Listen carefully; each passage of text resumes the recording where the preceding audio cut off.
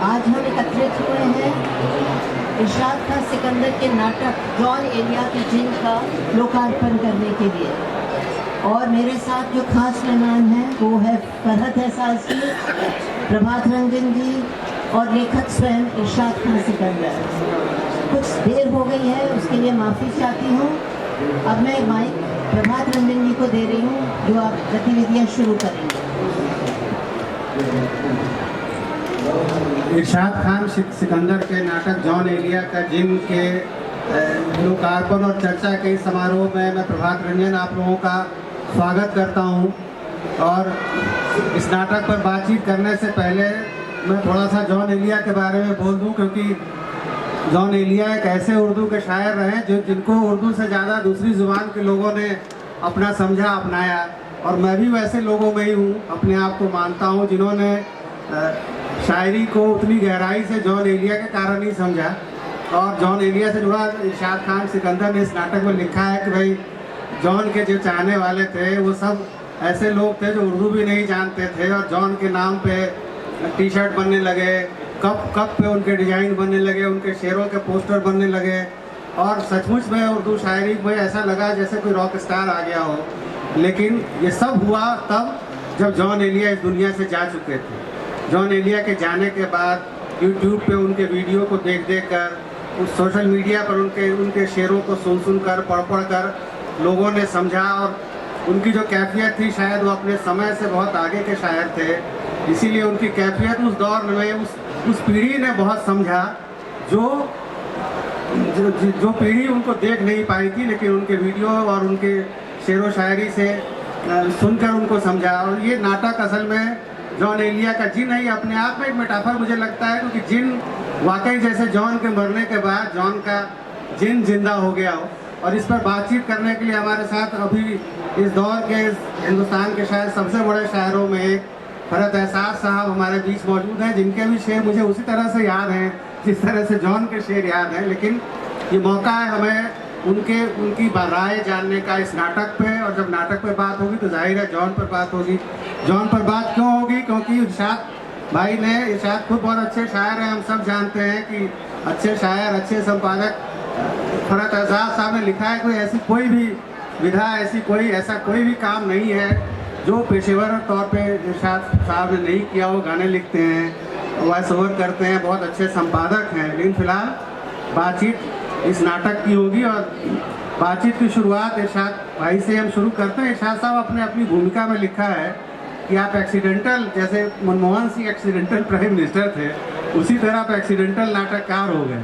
ज़रा इस पर तफसील से बताएं कुछ कि किस तरह से ये नाटक आपने शुरू किया और कैसे सब सिलसिला चला आगे। हाँ, चल रहा है। विमल चंद्र पांडे हमारे दोस्त, स्वागत है आपका। बैठ जाइए। ये लीजिए। हाँ, ये बिल्कुल दुरुस्त बात है कि मैं एक्सीडेंटल नाटककार हूँ। और उसका सबब ये है कि नाटक देखने का शौक़ तो मुझे खूब रहा। मैंने खूब नाटक देखे यहाँ मंडी हाउस में। तकरीबन 2004 के आसपास से मैं नाटक देखता आ रहा हूँ। लेकिन कभी ये बात ख्वाब ख्याल में भी नहीं थी कि मुझे कभी नाटक लिखना पड़ेगा। तो और इसमें हुआ ये कि जॉन साहब जिस कदर मशहूर हुए, ख़ास तौर से सोशल मीडिया के आने के बाद, तो हम लोग तो उनकी शायरी से थोड़ा बहुत पहले से भी वाकिफ़ थे। लेकिन जो रॉक स्टार वाली जो बात मैंने लिखी हुई है वो सोशल मीडिया और ख़ास तौर से यूट्यूब ने उन्हें, और जो फेसबुक के पेजेस जो बने उनके, उसमें लाखों फॉलोअर हुए। हमारे कई साथी ऐसे अभी मौजूद हैं कि जो जॉन के दीवाने हैं, और वो अक्सर यहाँ भी, बॉम्बे में भी। तो जब मैं जाया करता था वहाँ, बॉम्बे जा रहा हूँ, तो अक्सर अच्छा वो नहीं जानते हैं उर्दू लिपि, स्क्रिप्ट नहीं जानते हैं, तो अक्सर पूछते थे कि वो जॉन साहब का पहले का मामला क्या है, जब वो अमरोहे में रहते थे तो क्या हालात थे, किन परिस्थितियों में उन्हें यहाँ से पाकिस्तान जाना पड़ा। क्योंकि जॉन साहब तकरीबन बंटवारे के 7-8 बरस बाद गए हैं जी। तो ये सारे सवालात अक्सर मैं खुद ये सोचता भी था कि ये सवाल मुझसे क्यों, मेरा कोई ताल्लुक़ बराह रास्त कोई ताल्लुक़ है नहीं, ना तो अमरोहा से और ना ही जॉन साहब से और ना ही जॉन साहब की शायरी या उनके किताब पर मैंने किसी तरह का कभी कोई काम किया था। जाने क्यों ये सवाल अक्सर मुझसे पूछा जाता था। यहाँ दिल्ली में भी ये सत्यम बैठे हैं, हमारे एक साथी थे शशांक, उन्होंने बड़े कामयाब प्रोग्राम किए जॉन साहब पर, मैं भी उसमें गया। वो भी मुझसे कहते थे जॉन साहब पर आप बात कीजिए, एक बार तो मैंने आपको भेज दिया था, आपको याद भी होगा। तो ये सारे प्रश्न जब एक साथ इकट्ठा हुए और बार बार परेशान करने लगे, तो मैंने ये सोचा कि क्यों ना एक मजमून लिख करके और इस पर अपना पीछा छुड़ा लिया जाए। तो मजमून के लिए मैंने मवाद इकट्ठा किया था। तो बेसिक सी जो चीज़ें कि कहाँ कब पैदा हुए, किस तरह से तालीम और किस तरह से उनकी हिजरत और वहाँ शायरी परवान चढ़ना, उनकी बीमारी। तो उसी में मुझे मालूम हुआ कि वो तो बहुत कामयाब एक्टर थे जब यहाँ अमरोहे में थे, और जॉन ड्रामा क्लब के नाम से उन्होंने बाकायदा एक ड्रामा क्लब बनाया था, और जिसमें वो एक नाटक तो खुद लिखा भी था, खूनी खंजर के नाम से। जिक्र किया है आपने इसमें। जी, तो और बहुत सारे नाटक उन्होंने डायरेक्ट किए और एक्ट किया। तो मुझे लगा कि क्यों ना जो मजमून है वो ड्रामेटिक अंदाज में लिखा जाए, संवाद शैली में लिखा जाए। जॉन साहब की शायरी भी वो संवाद शैली वाली, हालांकि ये कोई खासा जॉन साहब का नहीं है, उर्दू शायरी में ही ये जो मकालमे का जो अंदाज़ होता है, ये तो उर्दू शायरी का ही खासा है। तो मैंने तो आर्टिकल लिखने की शुरुआत की थी, और वो बस वो धीरे धीरे नाटक की शक्ल अख्तियार करता गया। और शुरुआत में तो विमल भाई भी उसके साक्षी रहे हैं बॉम्बे में, मैं अक्सर इनसे जिक्र करता रहा। तो आज जो भी है वो 3-3.5 बरस, ये फॉर्मेट नहीं था जो इसका फर्स्ट ड्राफ्ट था, ये नहीं था। बाद में इसमें मंटो और मीर साहब और गालिब, हज़रत मुसफ़ी, ये बाद में शामिल हुए। जी, इसमें ये सबसे ये मूलतः नाटक जो है जॉन साहब और उनका एक जिन है, उनका जो खानदानी जिन आपने लाया है, जो उनके खानदान की कहानियाँ सुना रहा है। और बाद में फिर इसमें बड़े मीर आ जाते हैं, गालिब आ जाते हैं, मंटो आ जाते हैं, मुसफ़ी साहब आ जाते हैं। तो ये जो जिन वाला आइडिया था, ये कैसे आया? ये दरअसल एक किताब है शाहाना एलिया की, चचा जॉन। तो उस किताब में उन्होंने तज़किरा किया है कि जिस वक्त जॉन साहब कभी शराब के नशे में हुआ करते थे रात में, तो वो कहते थे कि तू जो है मेरे ऊपर एक किताब लिखेगी। शाहाना एलिया उनकी भतीजी थी, रईस अमरोही साहब के साथ। तो शाहाना एलिया ने जिक्र किया है कि मुझे लगा कि वो नशे में, लेकिन अगले दिन वो होश में भी वही बात किया करते थे। तो खैर जॉन साहब के इंतकाल के बहुत साल बाद चचा जॉन किताब शाहाना एलिया ने लिखी, और उसमें ये जिक्र किया है कि वहाँ अमरोहे में जो जॉन की वालदा, जो नरजिस उनका नाम था, नरजिस खातून, तो जब शादी नहीं हुई थी उनकी, तो वहाँ कोई इस तरह का कमरा था, जैसे हमारे यहाँ गांव देहात में कहानियाँ होती हैं कि यहाँ भूत है, यहाँ चुड़ैल है और यहाँ पानी वाला बुढ़वा है। उसी तरह से एक कमरा था, उसमें बड़ा सा एक ताला लगा होता था, और वो कभी वो ताला खुलता नहीं था। तो उसमें एक दिन वो ताला, उनकी वालदा ने अपनी बहनों से कहा कि इसको खोलो, वो भी बगैर चाबी के। तो एक पूरा एक सिलसिला है जिसमें बहुत लोग कोशिश करते हैं, लेकिन वो नहीं खुलता। अब वो कहानी कितनी सच्ची है, कितना झूठ है, लेकिन इनकी वालदा जैसे ही पहुंचती हैं और वो ताले को हाथ लगाती हैं, वो खुल गया। और ये घबरा गई, वहाँ से भागी, बेहोश हो गई। बाद में शादी हो गई, तो इनके ऊपर जो है कुछ जिन जैसी कोई चीज़ आने लगी। तो वो हमेशा आक्रोश में जब आती थी तो आके चारपाई वारपाई से बांध दी जाती थी, वो 2-4 लोगों को। हाँ, ऐसा था। तो जब जॉन साहब पैदा हुए तो बहुत शरारती थे बचपन में, तो गाली वाली खूब बकते थे। तो उनकी वालदा ये कहती थी कि तो उनकी वालदा ये कहा करती थी कि वो जो मेरे ऊपर जिन था वो पैदा हो गया, और उसका बाकायदा उन्होंने नाम भी दिया था कि ये जालिमीन है। तो वहाँ से वो आइडिया आया, और उसी बहाने उसका कनेक्शन पारिवारिक था, लेकिन इसमें मैंने किरदार के तौर पे उसे गढ़ लिया अपने फायदे। बहुत रिसर्च करके आपने इस नाटक के लिए काफ़ी रिसर्च किया है।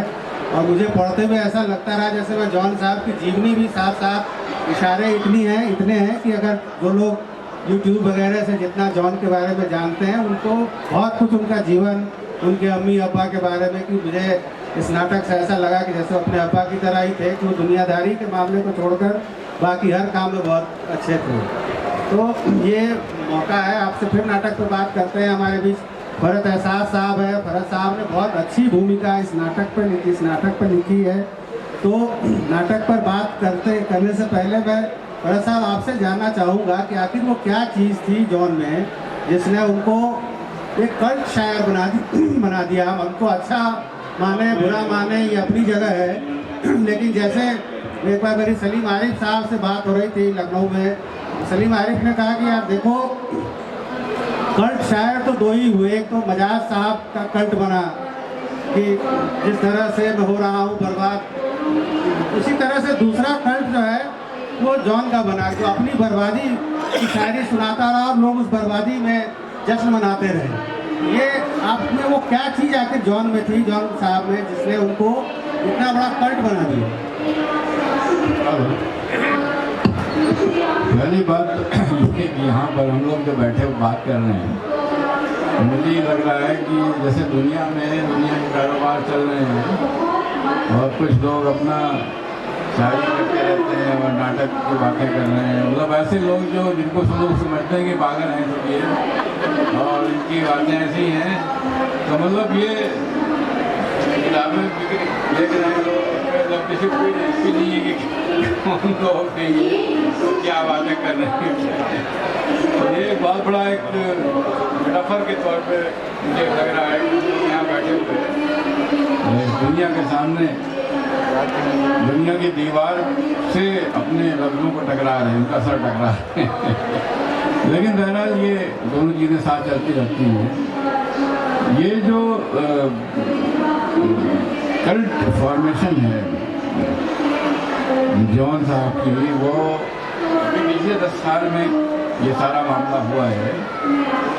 और ये आपने बिल्कुल सही कहा कि दो ही तरह से तो बनते हैं कल्ट, या तो बहुत ज़्यादा बहादुरी हो और आदमी ने बहुत बड़ा कोई कारनामा अंजाम दे दिया हो तो उसके कल्ट फॉलोवर होते हैं, या फिर कोई बहुत ज़्यादा तकलीफ में हो और वो तकलीफ इतनी ज़्यादा हो कि वो उसका पूरा वजूद जो है वो ऐसे ऐंठ जाए और उसके यहाँ डिस्टॉर्शन पैदा हो जाए बातचीत में, बिहेवियर में और ये सारी चीज़ें। तो तकलीफ़ में एक बहुत अजीब व गरीब कशिश होती है। या शायद इसकी वजह ये है कि बहुत से लोग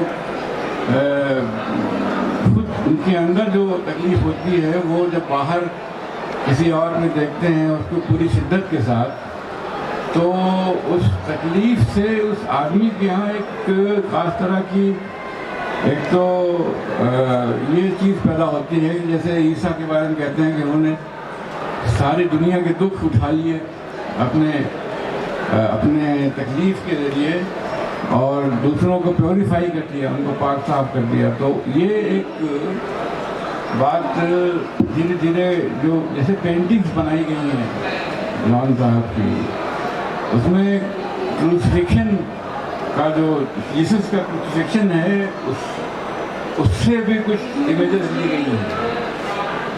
एक आदमी जो है उसने ज़िंदगी के क्रॉस पर जान दे दी अपनी तकलीफ़ को सहते सहते।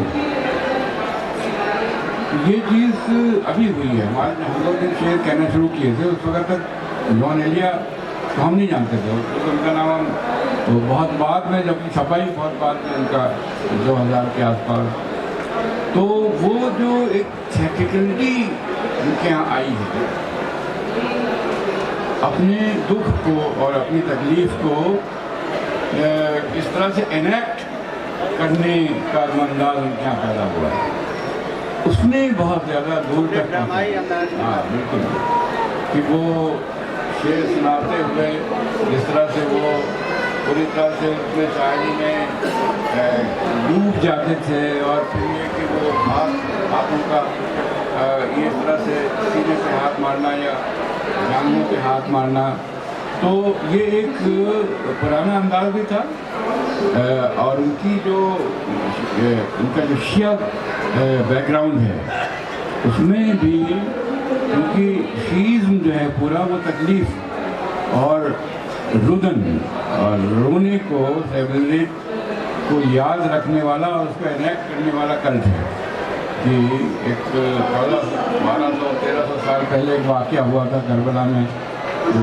रसूल थे उनके नवासे को कत्ल किया गया था। तो वो चीज़ 1300 साल तक एक कल्ट के फॉर्म में आज भी बरकरार है। तो उसमें तकलीफ़ को इनेक्ट करने का मामला था रहा है। तो ये सारी चीज़ें मिल के जॉन एलिया को एक ख़ास तरह की शख्सियत बनाया उसने। और जो जैसे इन्होंने उसको नाटक के तौर पे उनका जो थिएट्रिकल एलिमेंट उनकी ज़िंदगी में है उसी ने शायद इनको उस तरफ एक तरह का इंस्पिरेशन दिया होगा कि वो नाटक के तौर पे उसको गिरफ्त में लाया जाए। तो ये एक तो उनके बारे में फिर बहुत सी चीज़ें कहानियों के तौर पे उनके शेर जो हैं वो एक तरह की कहानियों में तब्दील कर दिए गए। लोग उसमें अपनी ज़िंदगी देखते थे। जैसे मैं सुनाऊँ उसको कि मैं देखिए न मैं उर्दू जानता हूँ ना उर्दू शायरी की उस ट्रेडिशन को जानता हूँ, मैं एक शहदाई हूँ। जैसे उनका एक शेर है, मान लीजिए कि तेरा फिराक जाने जा ऐश था क्या मेरे लिए, यानी तेरे फिराक में खूब शराब पी गई। ये मुझे लगता है शराब को जैसे गम से जोड़ कर देखा जाता था, उन्होंने उसका मायने बदल दिए। नहीं देखिए, यानी तेरे फिराक में खूब जो है जो एक तरह की जो चीज़ पहले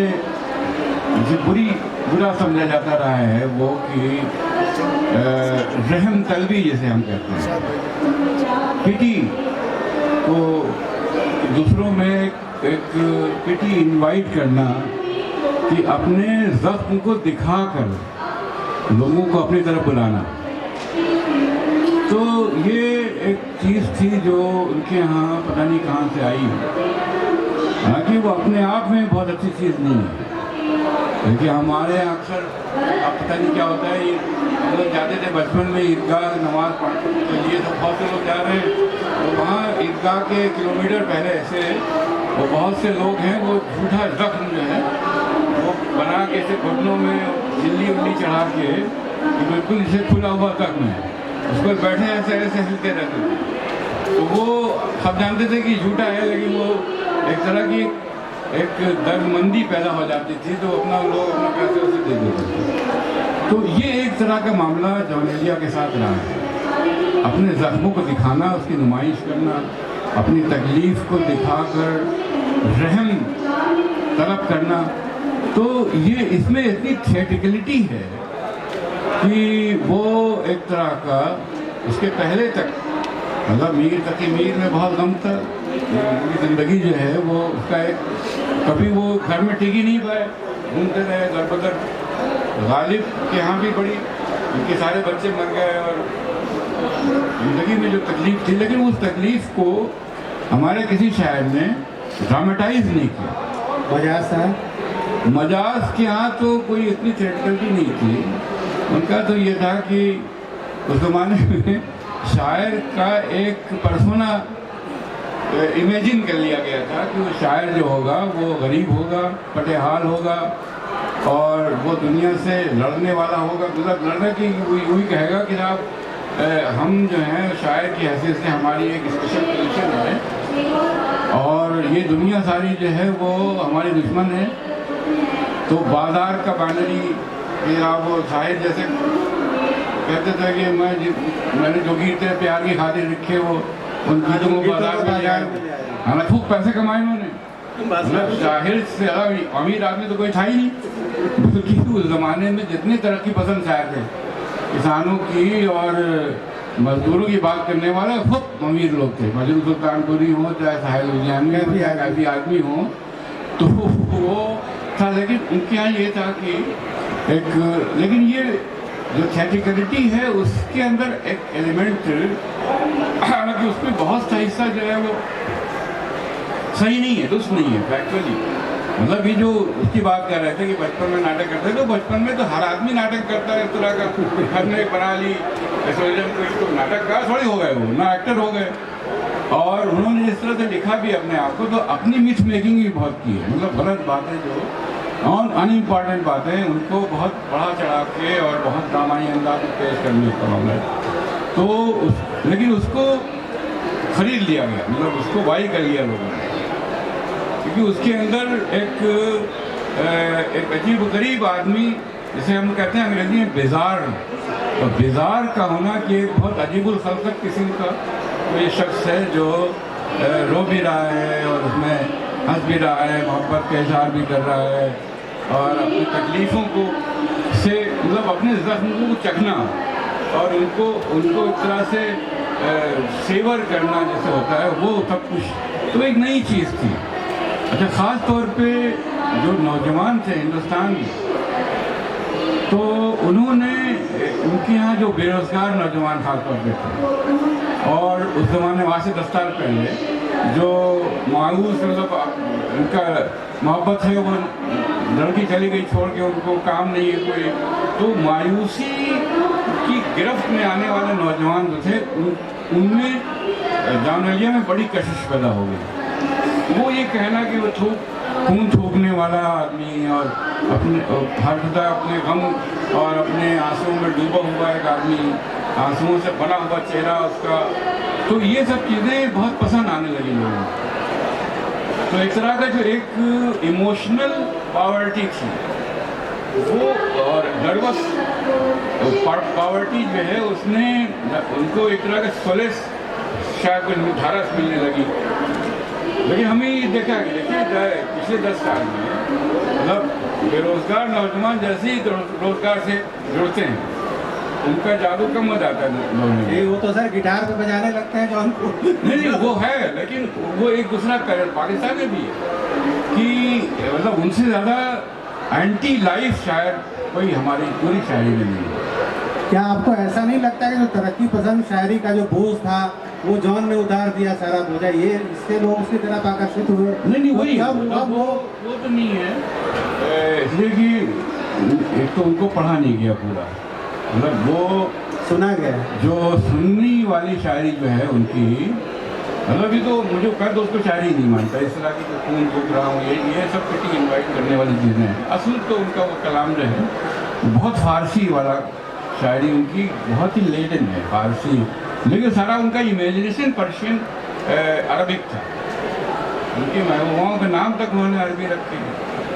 तो अच्छा, ये कॉन्ट्रडिक्शन है उनकी कि जॉन एलिया साहब जो थे वो हिंदुस्तान की बात करते थे, लेकिन उनका सारा इमेजिनेशन अरब में था, हिंदुस्तान में था ही नहीं बिल्कुल, शिया होने की वजह। तो वो भी हो सकता है, लेकिन वो एक मतलब एक चीज़ कि ये जो तकलीफ उनकी थी वो, क्योंकि 1 साल 10 साल तक वो तकरीबन मेंटली डिरेंज रहे। हमारे बहुत से दोस्त हैं जो उनके साथ रहे, अशफाक हुसैन जो कनाडा में रहते हैं आपके, सादत सईद, उनसे हमारी बात हुई तो लोगों ने ये कहा कि वो जिससे उनको रोशनी से डर लगने लगा था, और इस तरह का एक मेंटल डिस्टर्बेंस था उनके यहाँ उस ज़माने। लेकिन उस ज़माने में उन्होंने शायरी जो की है वो इस पूरी हमारी जो इंसानी तहजीब है उसके जो डार्कर साइड है उनको उन्होंने बहुत शिद्दत के साथ पेश किया। आप बताइए शाह साहब कि आपको उनकी शख्सियत में ऐसा क्या लगा कि आपने मजमून लिखना छोड़कर नाटक की तरफ आ गए?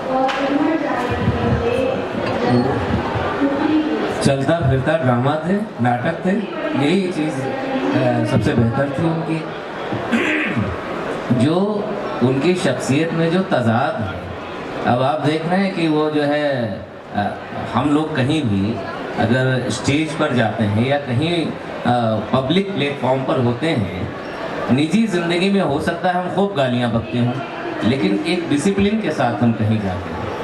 हाँ, हम ये लिहाज करते हैं कि फरज साहब बैठे हुए हैं तो ज़रा किस तरह से अदब व एहतराम के साथ बैठना है, लेकिन वो स्टेज पर हैं और कह रहे हैं मखमूर भाई शेर सुनो ना गोली मार दूंगा। तो ये अपने आप में एक नाटक है। तो ये एक वो सिगरेट हाथ में लिए हुए और शराब का प्याला लिए हुए स्टेज पर आ गए, हाँ, ये कह करके उठ गए कि साहब एसी बहुत तेज है, शेर नहीं पढ़ूंगा और ना मर जाऊंगा। तो ये अपने आप में नाटक है। तो ये सारी चीज़ें वैसे ही नाटकीय तक तो बहुत ज़्यादा है, और ये इसलिए शायद मेरा जहन बन पाया कि ये नाटक के लिए बहुत परफेक्ट शख्स है, अति नाटकीय भी। जी। और आपने पूरी जो ये नाटक है एक तरह से उनकी शायरी से बुना है, इसकी जो बुनावट है इसमें उनकी शायरी का बहुत बेहतरीन इस्तेमाल आपने किया है। तो आप उनकी शायरी को किस तरह देखते हैं?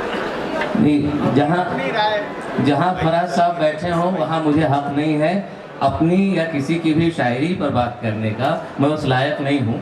लेकिन अगर आपने देखा है तो सिर्फ जॉन एलिया पर केंद्रित तो है, लेकिन इस बहाने से मैंने ऐसे बहुत सारे घटनाक्रम जो उर्दू अदब के हैं, जिन्हें लोग भुला चुके हैं या जो कहीं तज़करों में मिलते हैं, बहुत कम जगह हैं दर्ज, जो कि हिंदी के पाठक तो छोड़िए, हम उर्दू वाले भी, मेरी उम्र के लोग भी बहुत कम जानते हैं। तो मुझे वो मौका मिला थोड़ा सा हाथ पसारने का। तो आपने देखा कि उसमें ज़ौक़, उस्ताद ज़ौक़ का भी जिक्र है, उसमें मीर साहब की कब्र का भी जिक्र है, उसमें मुसफ़ी साहब का भी जिक्र है। तो मैंने इस बहाने से कोशिश की, अब चूँकि नाटक क्या है कि एक हमारे पास ये एक जो है तख्त है और सारी दुनिया इसी तख्त के दरमियान ही घटित होनी है, सारा मंजर इसी में हम फूल भी खिलाएंगे और इसी में हवाई जहाज़ भी चलाएंगे। तो इस सीमित संसाधन में, सीमित प्रारूप में जो चीज़ें आ सकती थी, जितनी आ सकती थी, और ये भी देखा जाना था कि ये खेला जाता है, नाटक की एक अवधि है जो कि फिक्स है, तो इतना लंबा भी ना होने पाए। अभी भी जैसे फरज साहब ने नाटक देखने के बाद सुझाव दिया कि 10-15 मिनट और 10 मिनट कम होना चाहिए। तो ये सारा ख्याल रखते हुए भी मैंने ये कोशिश की कि उर्दू अदब के वो अहम जो कुछ पहलू जो मुझे मालूम हैं थोड़े बहुत, वो भी आ जाएं इस बहाने से। लेकिन एक बात बताइए कि एक बात ये बताइए कि जैसे जॉन साहब तो मीर के अलावा किसी को शायर कहते थे, शायद दुनिया में 2 ही शायर हैं, मीर तकी और मीर जॉन, बाकी तो शाम व सहर खैरियत से हैं। और गालिब को उन्होंने 25 शेरों का शायर कहा था, तो गालिब के बाद मीर भी आ जाते हैं। और ये मंटो क्यों आते हैं इसमें?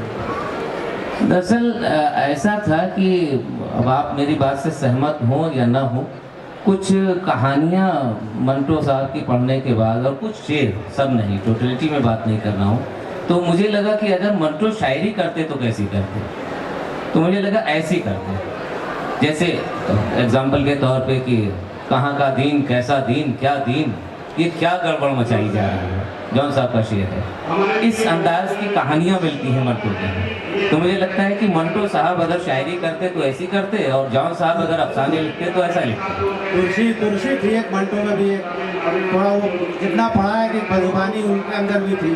जी जी जी, मिजाज के तौर पे ये मामला था। अच्छा, दूसरा ये है कि जो जॉन साहब हैं वो मुरीद हैं हज़रत मीर की। हालांकि मीर से मीर साहब का मुरीद कौन नहीं है, सभी हैं।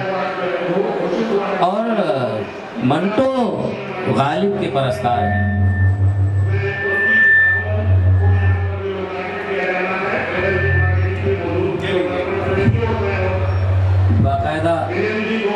बाकायदा एक किताब भी है, मंटो गालिब का परस्तार। एक दोजख नामा करके एक बांग्ला में रविशंकर बल ने एक नाटक लिखा है, इसमें गालिब और मंटो अपनी अपनी कब्रों से एक दूसरे से बातचीत कर रहे हैं। वो एक दूसरे को खत लिख रहे हैं।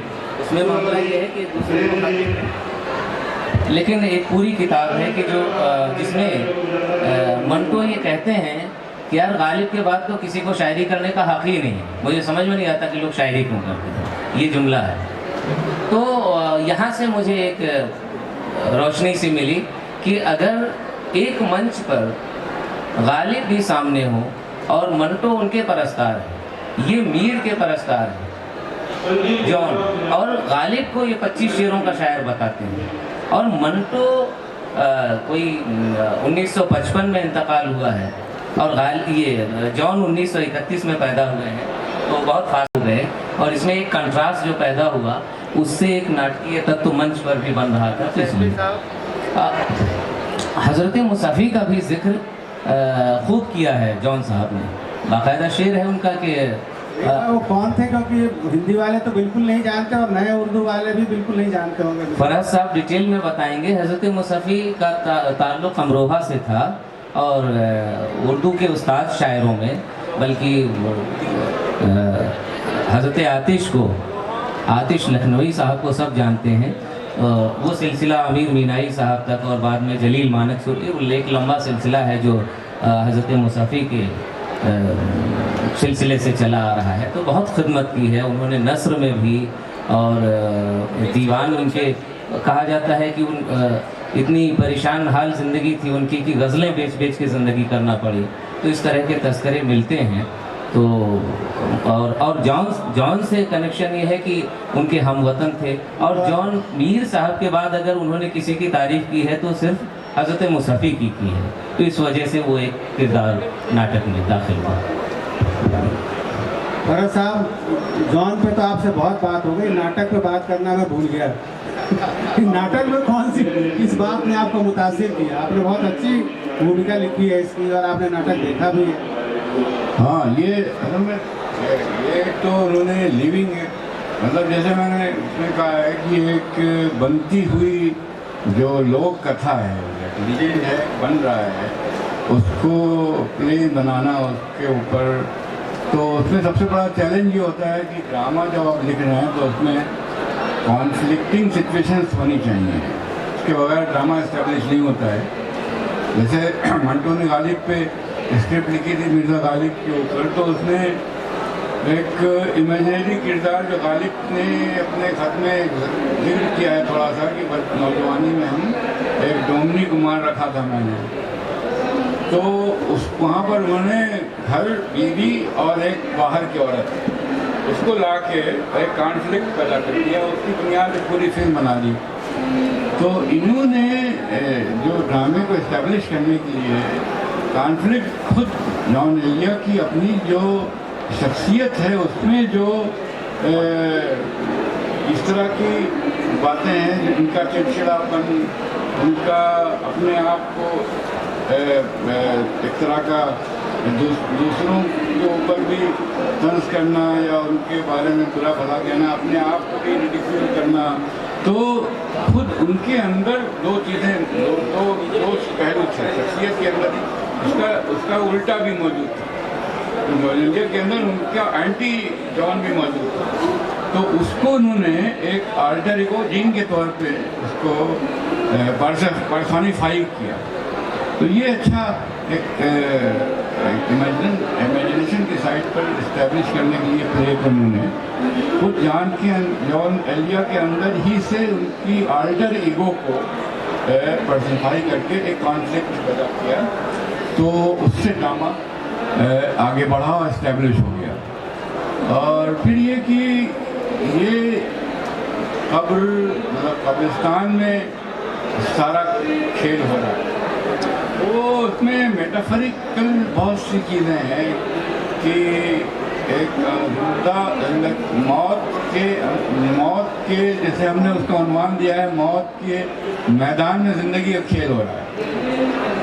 तो ये जिस तरह से ज़िंदगी और मौत को कंट्रास्ट करते हैं उसका, और उनके खुद जॉन एलिया की अपनी ज़िंदगी से चीज़ें निकाल के, तो इसमें हम उनकी जो मिथ है उसके बारे में कोई ज़रूरी नहीं कि हम उसको दुरुस्त भी माने, लेकिन चूँकि ड्रामे की हैसियत से, एक प्ले की हैसियत से, ये जो एक दूसरे के मुखालिफ एलिमेंट्स हैं उनको जिस तरह से इन्होंने एक दूसरे के सामने लाकर उससे मीनिंग पैदा की है, वो बहुत अच्छा काम किया है।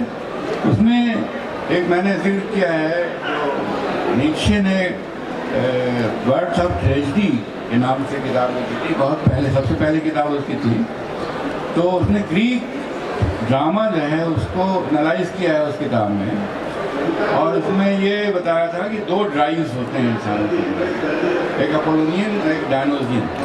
एक जो अपोलोनियन है ड्राइव वो आदमी को बहुत ज़्यादा दीवानगी की तरफ, जुनून की तरफ, हुस्न परस्ती की तरफ और एनार्की की तरफ ले जाती है। डायनोसियन जो ड्राइव है वो अक्ल की तरफ और अपने आप को संभाल के रखने की तरफ और बहुत ज़्यादा तवाज़ुन और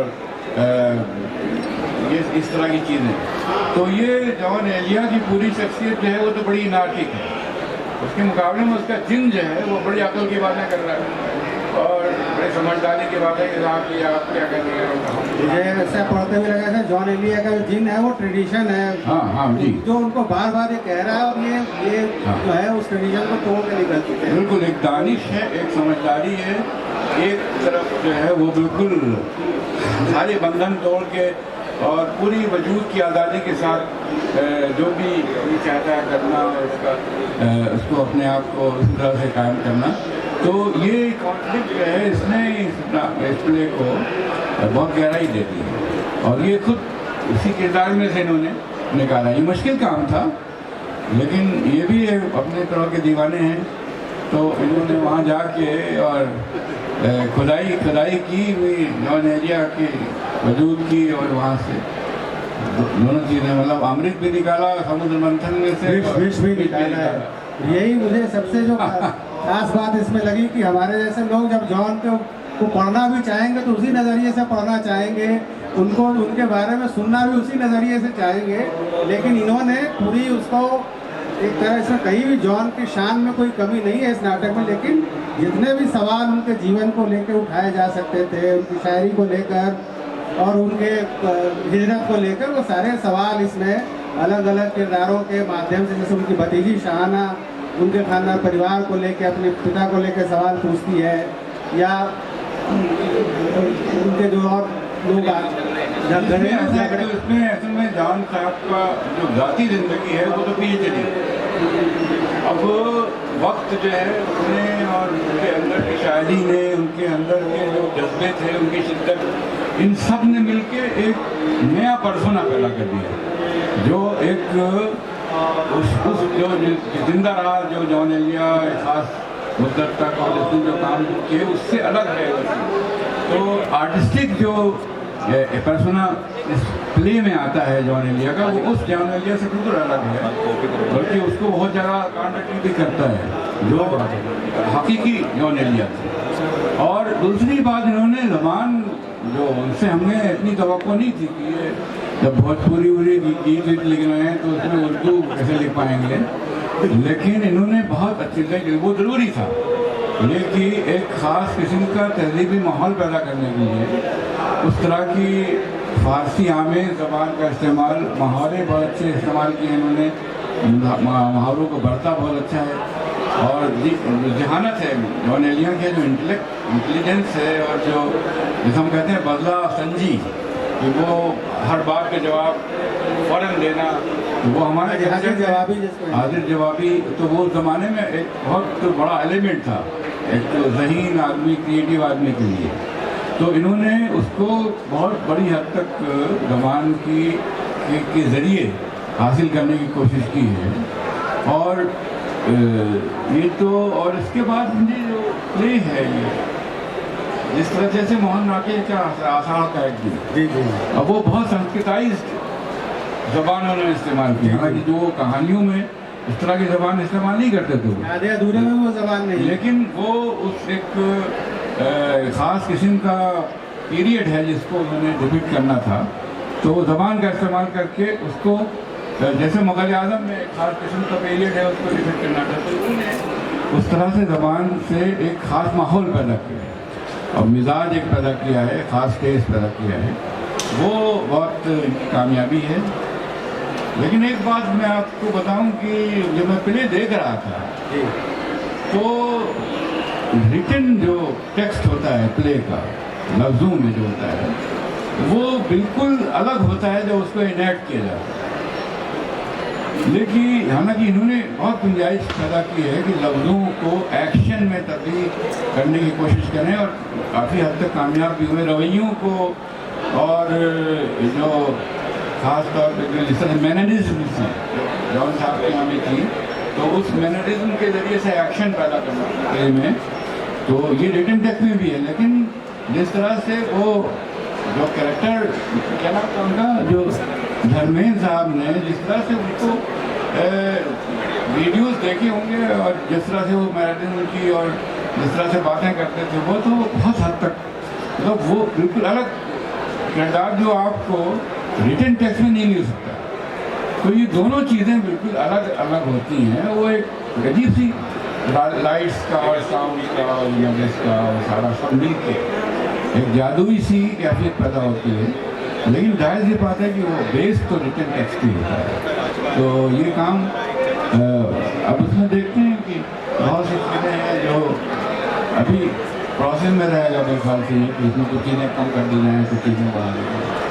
लेकिन कुल मिला के ये बहुत अच्छा प्ले बना है और उससे एक नया रास्ता मिला है कि और बहुत से दूसरे कैरेक्टर्स को भी आप अटेम्प्ट कर सकते हैं कि उनको प्ले के तौर पर पेश करें। और इरशाद भाई आपसे ये सवाल एक ये है कि जब इस नाटक को आपने जब पहली बार इसको कोरोना से पहले रंजीत कपूर साहब करने वाले थे, जो थिएटर के डॉन रहे हैं एक ज़माने के, उनका क्या रिएक्शन था इसको सुनने के? क्योंकि उनसे मेरी उस दौरान कई बार बात भी होती थी। अभी जो 17 वाला प्ले जिसमें आप नहीं आ पाए, तो ये रंजीत साहब ने ही किया था जी। दरअसल ये जब प्ले लिखा मैंने, जो फर्स्ट ड्राफ्ट, उसी दरमियान रंजीत साहब से ताल्लुक़ थे मेरे, गाए फ़ोन आया करता था। तो उनका किसी सिलसिले में फ़ोन आया और जॉन साहब पर बात होने लगी। मैंने उन्हें बताया कि मैंने तो अभी रिसेंटली एक प्ले लिखा है। तो कहने लगे आप भेज दीजिए, और अगर उर्दू में है तो मुझे उर्दू मैं पढ़ सकता हूँ, आप उर्दू में भी। मैंने कहा नहीं, देवनागरी में। ये बात रात में हुई है और सुबह 10 बजे, अमूमन होता नहीं है कि वो 10 बजे उठ जाएं, या अगर उठ भी गए हैं तो किसी से बात करें। तो फ़ोन है कि आपने किसी से कमिट तो नहीं किया है इसे मंचन के लिए? मैंने कहा नहीं, अभी तक तो नहीं।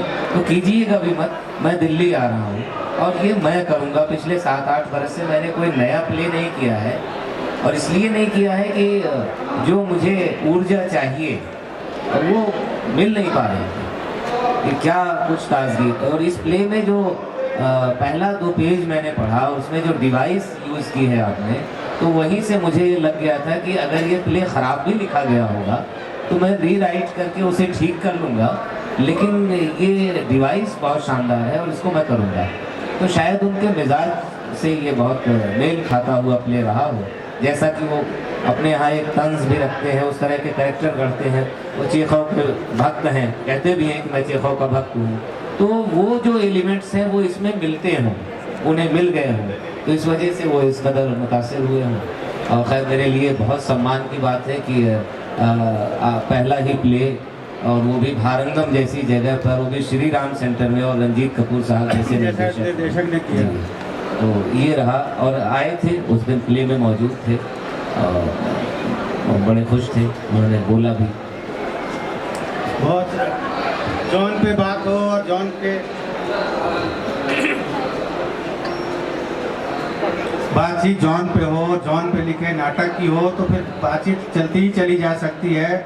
नौजवानों का मजमा अगर जुटने लगे तो बहुत लंबी बात जॉन पे हो सकती है उनकी शायरी के बहाने। लेकिन एक चीज़ है जो मैं एक आउटसाइडर के रूप में मैंने पाया कि उर्दू शायरी की अपनी परंपरा को समझने के लिए, जॉन और उसके आसपास के कॉन्फ्लिक्ट्स को समझने के लिए, और एक ज़ुबान के को समझने के लिहाज से बहुत बढ़िया नाटक है। और बहुत सालों में मैंने कोई ऐसा नाटक पढ़ा, मैंने देखा भले नहीं है, लेकिन पढ़ के भी आषाढ़ का एक दिन का सबने भरत साहब ने नाम लिया, वो नाटक अगर आप ना देखें, उसको पढ़ के भी जो लुत्फ आता है उसका कोई जवाब नहीं है। तो ये जॉन एलिया का जिनको पढ़ के भी वही मुझे लुत्फ आया, आने वाले शो में मैं ज़रूर देखूंगा, क्योंकि पिछली बार मुझे टिकट नहीं मिल पाया था। तो बहुत बहुत शुक्रिया फरहत साहब कि आप आए और आपने इतनी अच्छी बातें जॉन साहब के हवाले से कही और इतनी अच्छी तरह से हमें समझाया, हमारे ज्ञान में इजाफा किया। और इरशाद भाई आपका कि आपने इतना अच्छा नाटक लिखा कि हम सब उसके बहाने कुछ बोलने को मजबूर हुए, और कुछ बोलने की जो भी मुझे समझ में आया मैंने भी बोला। तो आप सब भी इस नाटक को पढ़ें और जब भी हो इसको देखें ज़रूर, न देख पाए तो पढ़ के इसका लुत्फ उठाएं, क्योंकि जॉन की शायरी और जॉन की ज़िंदगी के की नाटकीयता इसमें भरपूर है और बेहतरीन है। बहुत बहुत धन्यवाद साथियों। एक बार इसके विमोचन की औपचारिकता पूरी कर लें, वो हमने शुरू में नहीं की तो अब कर लेते हैं। तो सब आप भी आइए, आइए। अरे आओ आओ, तो जो है भाई आपके साथ आदमी है भाई, जॉन एलिया के। नींद है।